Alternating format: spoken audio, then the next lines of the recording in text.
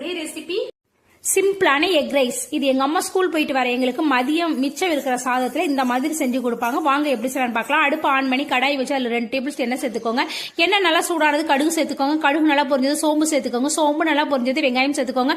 வெங்காயம் நல்லா வதங்கினது தக்காளி சேர்த்துக்கோங்க. தக்காளி நல்லா வதங்கினது 2 பச்சை மிளகாய், கொஞ்சமா கருவேப்பிலை, 1/2 டீஸ்பூன் இஞ்சி பூண்டு சேர்த்து பச்சை வாசனை போற அளவுக்கு வதக்கிக்கோங்க. அதுக்கப்புறம் எல்லாத்துலயுமே 1/2 டீஸ்பூன் மல்லித்தூள், தனி மிளகாய் தூள், மஞ்சத்தூள், கரம் மசாலா, சிக்கன் மசாலா, ஜீரகத்தூள், மிளகுத்தூள், உப்பு இது எல்லாத்தையும் சேர்த்து பச்சை வாசனை போற அளவுக்கு அதையும் வதக்கிட்டு 2 முட்டையை உடைச்சு ஊத்தி 1 நிமிஷம் வச்சிருந்து அப்புறமா நல்லா கிளறி எடுத்துக்கோங்க. முட்டை நல்லா பொரியட்டும்.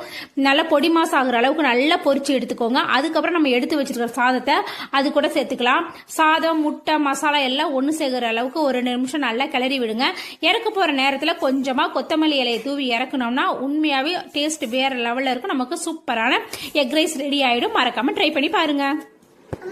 சேனல் பிடிச்சிருந்தா லைக் பண்ணுங்க, ஷேர் பண்ணுங்க, மறக்காம சப்ஸ்கிரைப் பண்ணி சப்போர்ட் பண்ணுங்க. நாளைக்கு வேற ஒரு ரெசிபில பார்க்கலாம்.